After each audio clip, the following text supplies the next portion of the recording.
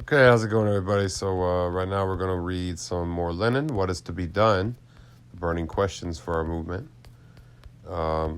See, we read Section A. Now we're going to read Section B. This is Primitiveness and Economism. So let's go ahead and get into it. We must now deal with the question that has undoubtedly come to the mind of every reader. Can a connection be established between primitiveness as growing pains that affect the whole movement and economism, which is one of the currents in Russian social democracy? We think that it can. Lack of practical training of ability to carry on organizational work is certainly common to us all, including those who have from the very outset unswervingly stood for revolutionary Marxism. Of course, were it only lack of practical training, no one could blame the practical workers. But the term primitiveness embraces something more than lack of training. It denotes a narrow scope of revolutionary work, generally failure, to understand that a good organization of revolutionaries cannot be built on the basis of such narrow activity. And lastly, and this is the main thing, attempts to justify this narrowness and to elevate it to a special, quote, theory, i.e., subservience to spontaneity on this question too. Once such attempts were revealed, it became clear that primitiveness is connected with economism, and that we shall never rid ourselves of this narrowness of our organizational activity until we rid ourselves of economism generally, i.e., the narrow conception of Marxist theory as well as of the role of social democracy and of its political task. These attempts manifested themselves in a twofold direction. Some began to say that the working masses themselves... I just decided I was going to skip down to the bottom of the page, sorry.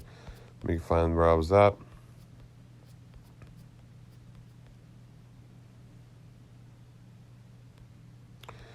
These attempts manifested themselves in a twofold direction. Some began to say that the working masses themselves have not yet advanced the broad and militant political task which the revolutionaries are attempted to impose on them, that they must continue to struggle for immediate political demands to conduct the quote the economic struggle against the employers and the government, end quote, and naturally corresponding to the struggle which is quote accessible to the mass movement, there must be an organization that will be quote accessible to the most untrained youth.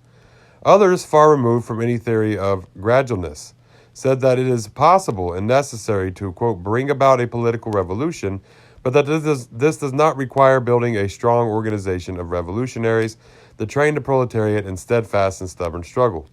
All we need do is to snatch up our old friend, quote, the accessible cudgel.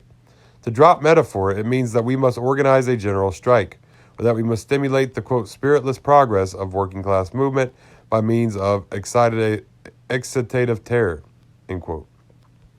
Both these trends, the opportunists and the, quote, revolutionists, bow to the prevailing amateurism. Neither believes that it can be eliminated. Neither understands our primary and imperative practical task to establish an organization of revolutionaries capable of lending energy, stability, and continuity to the political struggle. We have quoted the words of B.V. The growth of the working class movement, let's say this is a B.V., quote, the growth of the working class movement is outstripping the growth and development of the revolutionary organizations, end quote. This, quote, valuable remark of a close observer, end quote, Rabochai Yellow's comment on BV's article, had a twofold value for us. It shows that we were right in our opinion that the principal cause of the present crisis in Russian social democracy is the lag of the leaders, quote, ideologists, revolutionary social democrats, behind the spontaneous upsurge of the masses. It shows that all the arguments advanced by the authors of the Economist letter in Iskra number 12, by Krikevsky and by Martynov, as the danger of belittling the significance of the spontaneous elements of the drab everyday struggle, as the tactics, its process, etc., are nothing more than a glorification and a defense of primitiveness. These people who cannot pronounce the word theoretician would, without a sneer, would describe their genuflections to common lack of training and backwardness as a, quote, sense for the realities of life, end quote. Reveal in practice a failure to understand our most imperative practical task. To laggards, they shout, keep in step, don't run ahead. To people suffering from a lack of energy and initiative organizational work, from a lack of, quote, plans for wide and bold activity, they prayed about tactics as process, end quote. The worst sin we commit is that we degrade our political and organizational tasks to the level of the immediate, palpable concrete interest of the everyday economic struggle. Yet they keep singing to us the same refrain, lend the economic struggle itself a political character. We repeat, this kind of thing displays as much sense for the realities of life, end quote, as was displayed by the hero in the popular fable who cried out to a passing funeral procession, quote, many happy returns of the day, end quote. Recall the matchless, truly Narcissus-like supercilious with which these wiseacres lectured Plekhanov and the workers. Circles generally, sick, being unable to cope with political task in the real and practical sense of the word, i.e. in the sense of the expedient and successful practical struggle for the political demands. Rabochai Diallo's reply, p. 24. There are circles in circles, gentlemen. Circles of, quote, amateurs are not, of course, capable of coping with political tasks so long as they have not become aware of their amateurism and do not abandon it.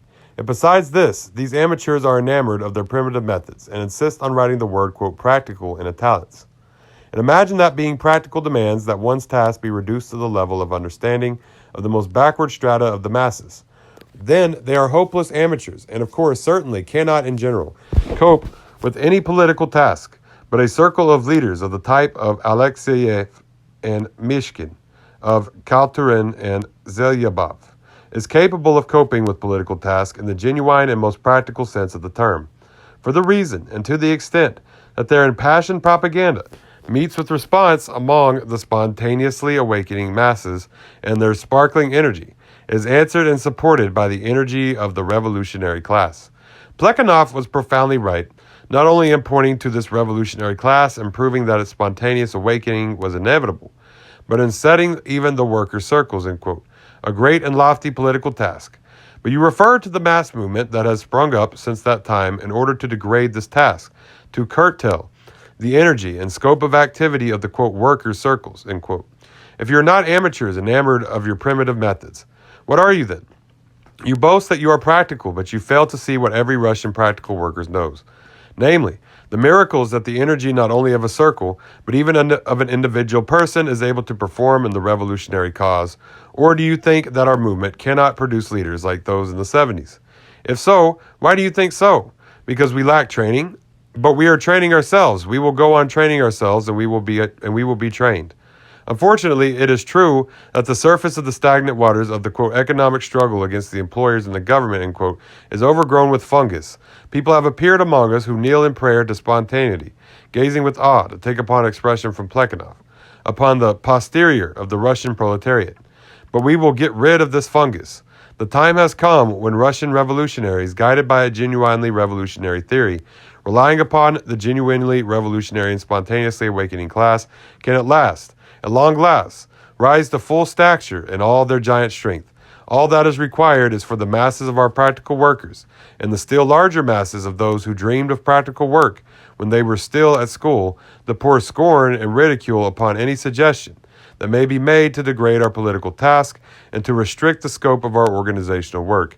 And we will achieve that, rest assured, gentlemen.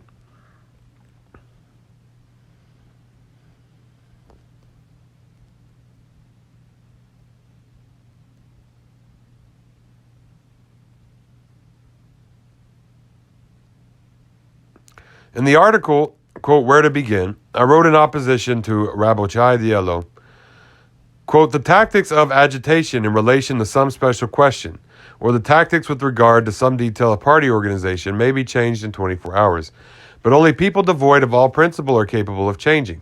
In 24 hours, or for that matter, in 24 months, their view on the necessity, in general, constantly and absolutely, of an organization of struggle and of political agitation among the masses, end quote.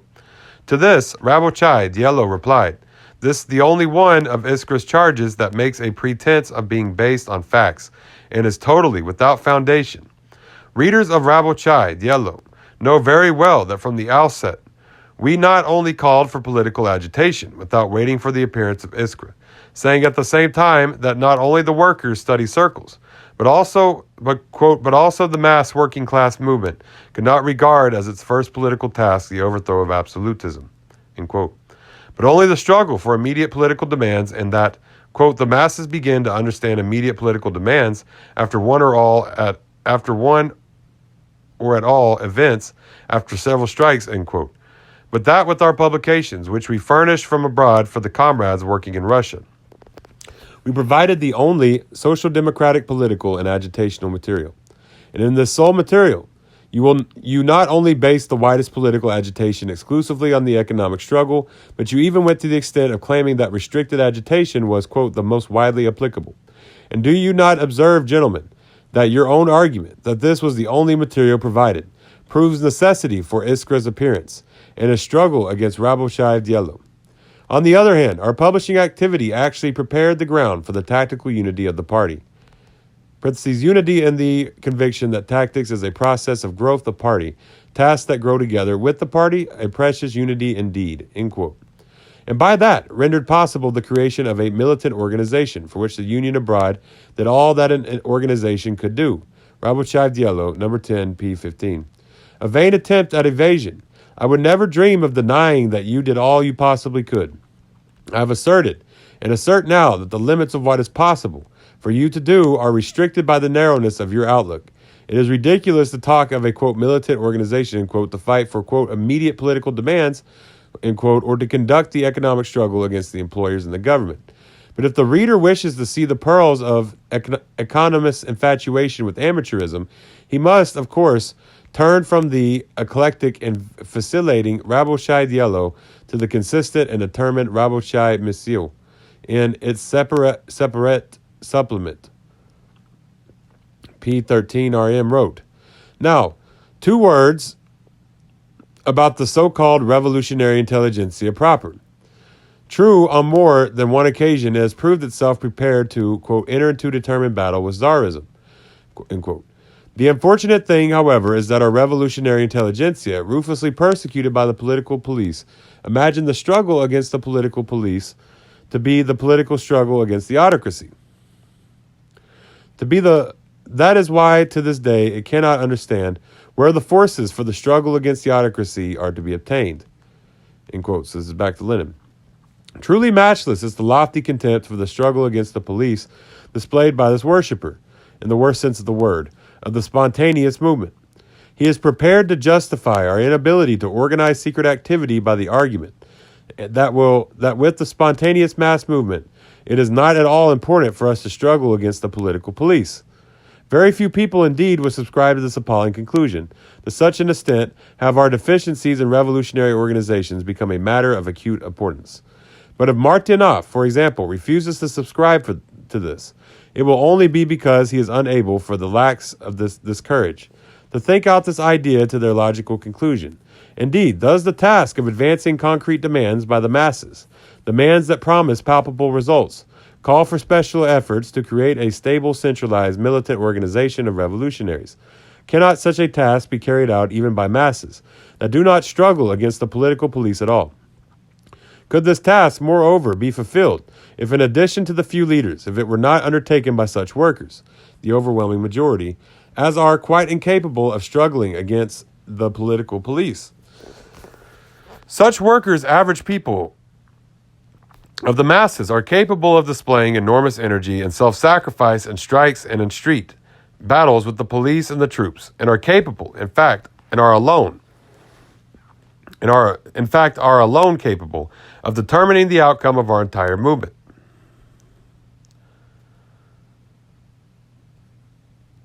But the struggle against the political police requires special qualities. It requires professional revolutionaries, and we must see to it not only that the masses, quote, advance concrete demands, but that the masses of the workers advance an increasing number of such professional revolutionaries. Thus, we have reached the question of the relation between an organization of professional revolutionaries and the labor movement, pure and simple. Although this question has been found little reflection in literature, it has greatly engaged us politicians in conversations and polemics with comrades who gravitate more or less towards economism.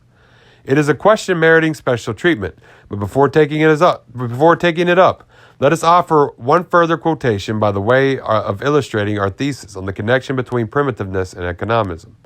In his reply, Mr. N.N. wrote, "The emancipation of labor group demands direct struggle against the government without first considering where the material forces for the struggle are to be obtained and without indicating the path of the struggle." Emphasizing the last words, the author adds the following footnote to the word path. This cannot be explained by purposes of secrecy, because the program does not refer to a plot but to a mass movement, and the masses cannot proceed by secret paths. Can we conceive of a secret strike? Can we conceive of secret demonstrations and petitions? Thus, the author comes quite close to the question of the material forces, or organizers of the strikes and demonstrations, and to the paths of the struggle, but nevertheless is still in a state of consternation, because he, quote, worships the mass movement, i.e., he regards it as something that relieves us of the necessity of conducting revolutionary activity, and not as something that should encourage us and stimulate our revolutionary activity.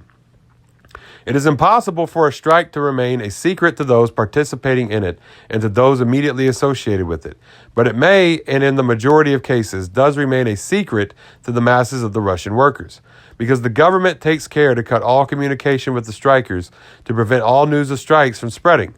Here indeed is where a special struggle against the political police is required, a struggle that can never be conducted actively by such large masses as take part in strikes.